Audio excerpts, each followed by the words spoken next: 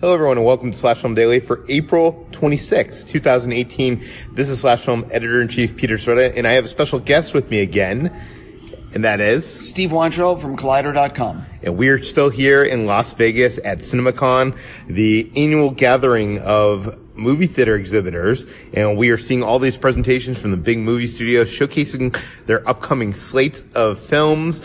And last night, we got to see Paramount Pictures give their presentation, which included Bumblebee the movie, the new Transformers film, J.J. Abrams' produced project Overlord, and Mission Impossible Fallout. And right now we're going to give you our reactions to all the footage we saw at the presentation. We will start with Bumblebee because that was the first thing in the panel. Today was the first time they showed any footage from the movie. Bumblebee takes place in the 80s. Haley Stansfield, the singer, actor, she is the lead. Yeah. Travis Knight, the guy that ran Laika, who made Coraline and all those stop-motion animated movies. This is his live-action debut. They played a featurette where he was talking about his influences. He was highly loved like the Amblin movies of the 80s, and says he played with Transformers figures when he was a kid. So this is, for him, the perfect live-action project. Totally. The cast went on stage. They were all talking, all that stuff. But let's get into the meat and potatoes. They showcased the first footage from the film, and what was interesting is I expected the footage to be like a trailer or a teaser trailer, but instead they did a little bit of a surprise. It was half-half. Well, but the first footage we saw was a full scene, which seemed like it took place near the beginning of the film. Haley Stanfield, you see her waking up in her bed, almost like Marty McFly in Back to the Future. She's an 18-year-old girl in the 80s. She wears like a T-shirt of a metal band. It's actually, I think, the Smiths. Smiths? Yeah, I think so. Okay. Just Smiths. The Smiths. Shows how out of touch I am. She goes to. She's playing music. Yeah, she's wearing headphones. Anyway, the point she shuts off the music. Yeah, and she hears the song playing from the garage. Totally. Her uncle gave her a car. It's an old, beat-up VW Bug. It was in a junkyard. Anyway, it's her 18th birthday. She wanders into the garage, and something has fallen out from an old VW from the 80s. And she goes underneath in like a little, for like a mechanic thing where you're going under the car. I don't think they've said this in anything so far, but I know that she's kind of a what do you call it? Not a mechanic, but likes to tinker with cars and sure, like that kind of thing. So she's she's not a girly girl. She's a little bit of a punk rock. A gearhead. Yeah, sure. A rockhead, yeah. So what I thought, though, was a cool shot was, so she goes under the car, and while she's under there, she's looking around, and she sees Bumblebee's head, sort of like the Transformer thing, so his head is sitting there, and then he wakes up, and the cool part about that is he, transforms as she's underneath him. Yes, it looks really good. Anyway, so he's totally scared and nervous, and runs to the side. I want to note that Michael Bay's Transformers had so many details, so many moving parts and pieces. This seems like a more simpler design. Yeah, I would agree. Yeah, totally. Yeah. Anyway, the point is there's a huge scene between her and Bumblebee in the garage. She's scared of him. He's scared of her. Totally. He makes some noises, and she thinks it sounds like bumblebees, which is how he gets his nickname. Totally. But it's like this intimate scene. It's not, it's not big explosions. It's not what you would expect from a Michael Bay produced film. It's a character moment, and it was actually kind of intimate. And, it was very well done, and to be honest, it was more character stuff than I think we've seen in any. Sorry, I have to close something on my phone. It was more character stuff than I think we got in any sort of Michael Bay movie. Yeah, it was this is the last time, I promise. I'm getting text messages. I apologize. But anyway, the footage looked great. It was a very quiet scene, and it really played well. And after that scene was over, it went on. It was a pretty chunky scene. Yeah, that was not a short moment. And then they showed kind of a trailer, which is a montage of clips, including some explosions. I mean, it's a Michael Bay produced film. A lot of action. The explosions surround John Cena's character, who seems to be in the military, seems to be out to catch Bumblebee, I think. maybe. Totally, but it's also like this takes place before all the Transformers movies, so the fact that there's any sort of robots and Transformers means that the military had no idea what this is. Yeah. So there's a whole different kind of a thing. And there's two other robots, probably Decepticons. One's red, one's blue. I don't know who they are. I totally think they're antagonists, without a doubt. But it basically showed Bumblebee. It showed a whole bunch of action. It showed a whole bunch of character stuff. But ultimately, listen, I have no idea what the final chase sequences. Totally. I will say straight up, it looked good. Like it did look good. The stuff we saw looked good. It looked very promising. Yes. I would also say from the trailer part of this, I was getting some. I'm not comparing it to this movie, but like just the story wise, it looks like they might be using this a little bit as a template. It seemed a little bit like E.T. in a way. Like it seemed like. Oh, that's interesting. Yeah, I got those vibes. I mean, they were talking earlier about Amblin, so maybe. I think that's also the like. Maybe that was rubbing off on me, but like it seemed like there's some. I'm not saying the quality of E.T., but I'm just saying like the story wise, like it seems very much kind of like she finds an alien, she's trying to keep the alien safe, that kind of. Look, government's going to get the alien. Yeah, totally. Look, ultimately, this is highlighted footage. But considering the movie doesn't come out till December or November, whatever it is, the footage they showed today made me enthusiastic about the movie. That's it, and that's all it's designed to do. They're trying to sell the theater owners on why they should be excited. So let's jump into Overlord. And I do want to say Haley is good. She's really good. I mean, if you've seen True Grit or any of the stuff she's in, Age of 17, yeah, she's good. But it's just that one scene between them. There's more emotion in that than any of the other Transformers films.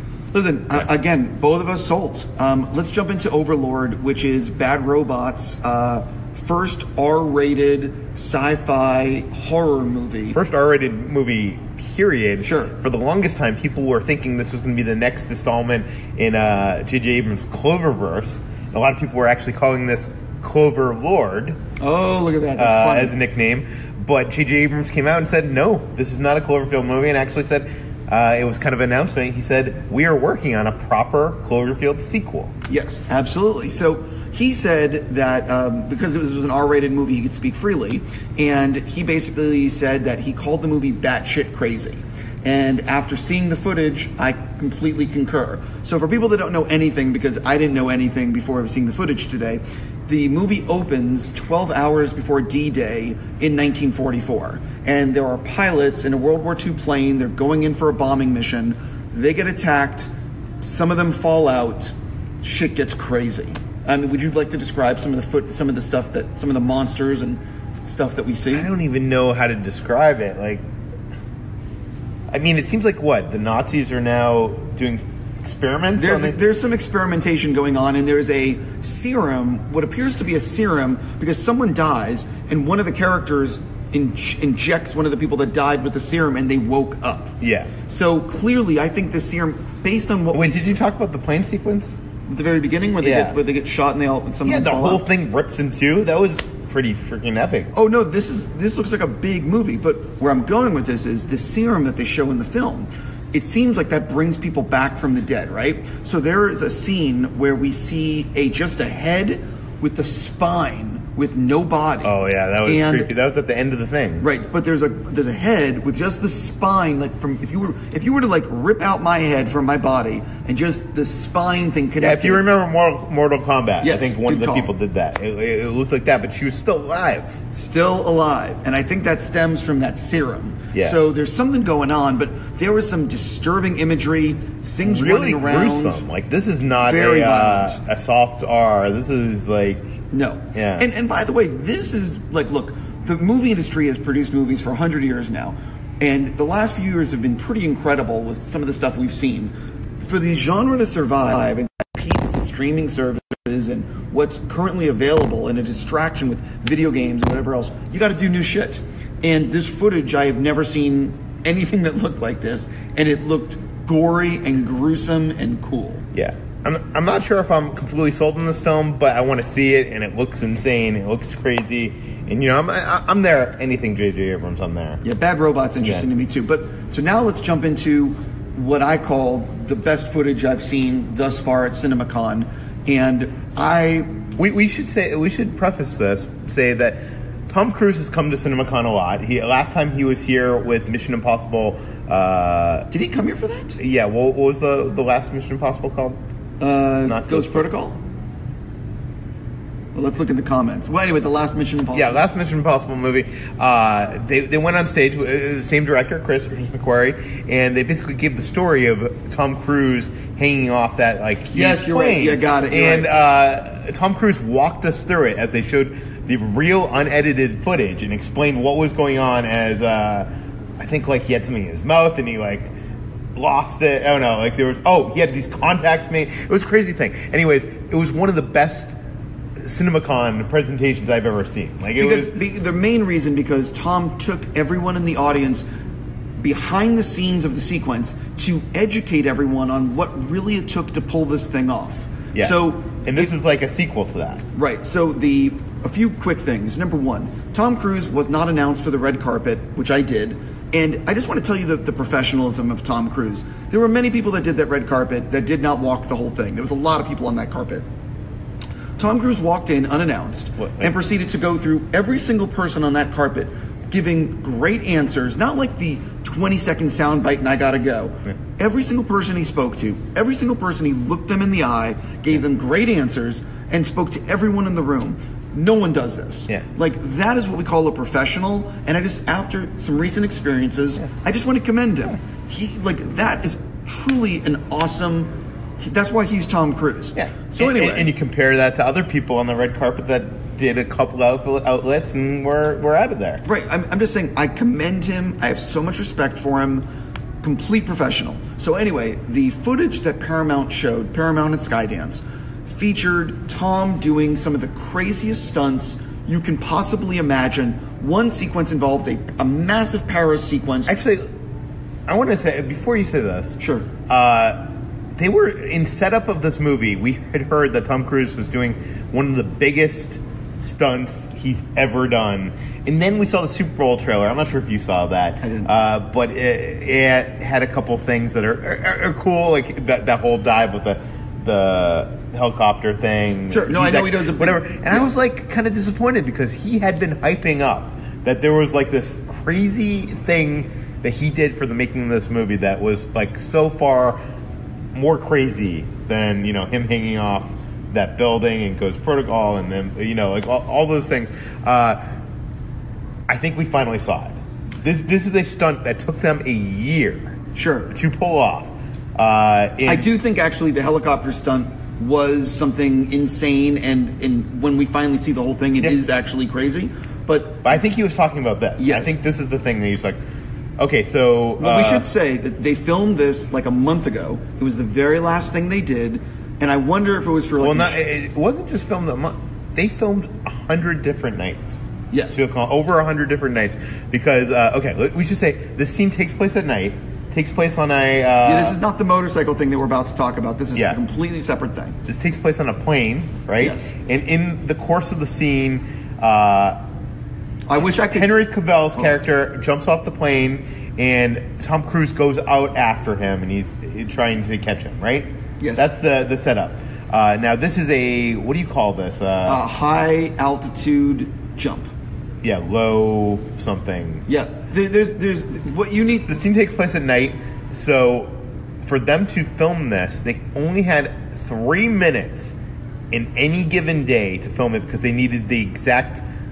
light conditions of right after sunset, but before it gets completely dark, yes. Or else they could not film it properly.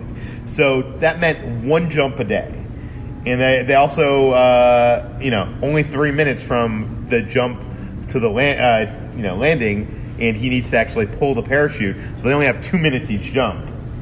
They showed us the raw footage. They explained the animatic. Chris McQuarrie and Tom Cruise on stage. They had to build a map because usually people have goggles and stuff, but Tom Cruise is doing this. You want to see that it's Tom Cruise.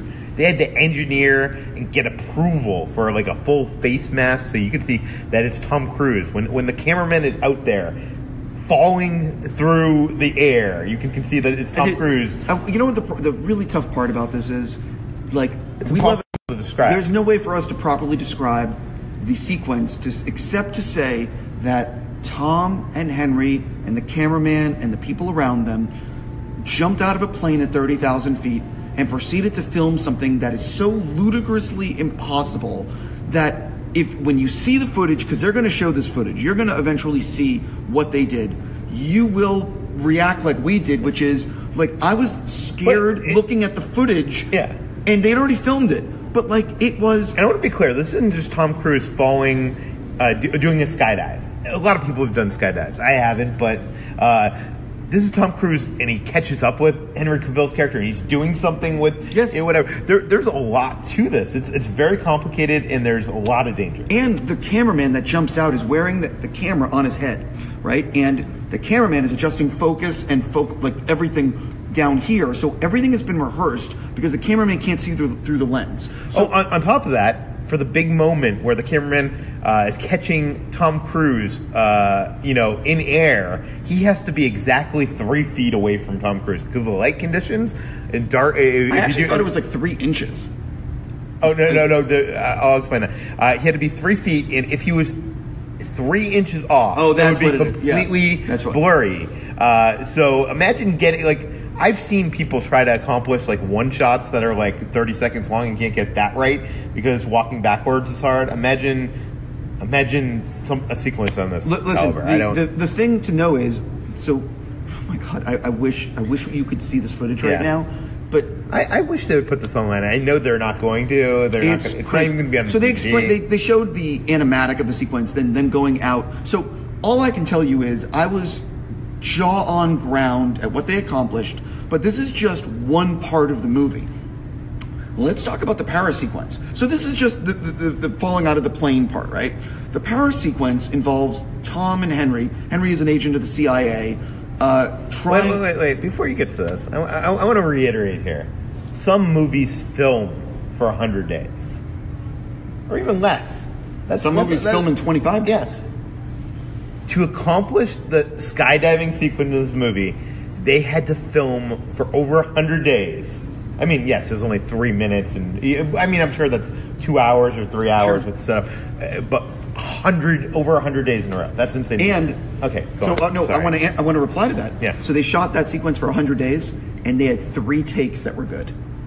So they used 3 takes to make the sequence, and they were showing us the raw dailies, and you could hear Tom Cruise breathing and what they did, and I really, I know he's done a lot of stunts, but I just can't say enough about that. But anyway, because we've gone on way too long, the Paris sequence involves Tom on a motorcycle doing the craziest stunts on a motorcycle that you can imagine, traffic everywhere, he's weaving in and out of it. I mean, again, you would agree with me? Yeah. It was crazy. It was in, Paris? It was in Paris. And we only saw half the sequence, and it was insane. At one point, he's going into incoming traffic, full speed as the traffic's going full speed. Around the Arc de Triomphe, in major areas, doing the stuff that you could not pay me any amount of money to do. It was pretty incredible. The thing you need to realize, he's on a motorcycle. He's going throughout all this traffic. If any stunt performer does anything wrong, he's dead. He's going so fast. Anyway, so the footage we saw today from Fallout, Mission Impossible Fallout, completely blew me away. Easily, the craziest stuff.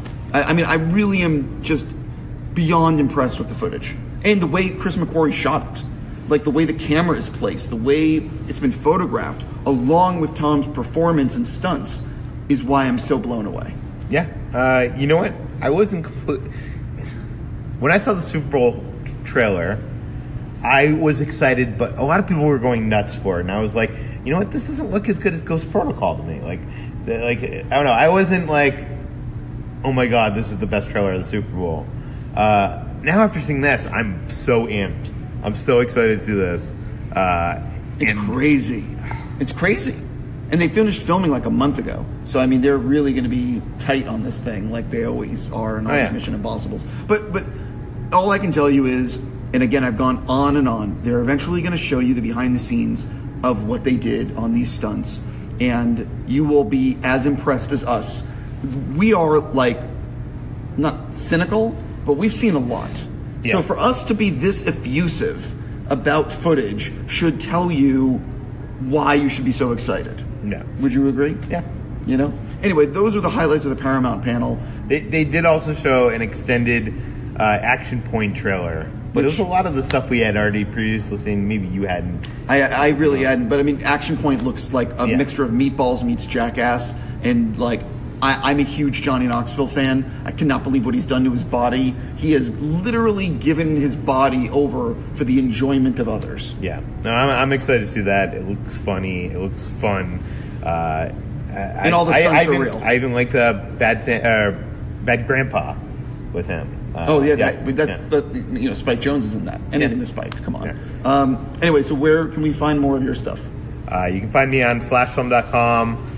Twitter.com/slashfilm, and listen to my podcast, published every weekday, Slash Film Daily. You can find it at daily.slashfilm.com. Where can I find you? I'm going to say collider.com. I'm also going to say Instagram and Twitter as Collider Frosty, and obviously everyone knows all the stuff we're doing on YouTube with Collider and whatnot. Yeah. But anyway, listen, thank you so much for watching, and we'll be back tomorrow with 20th Century Fox, Lionsgate, and what's the other one?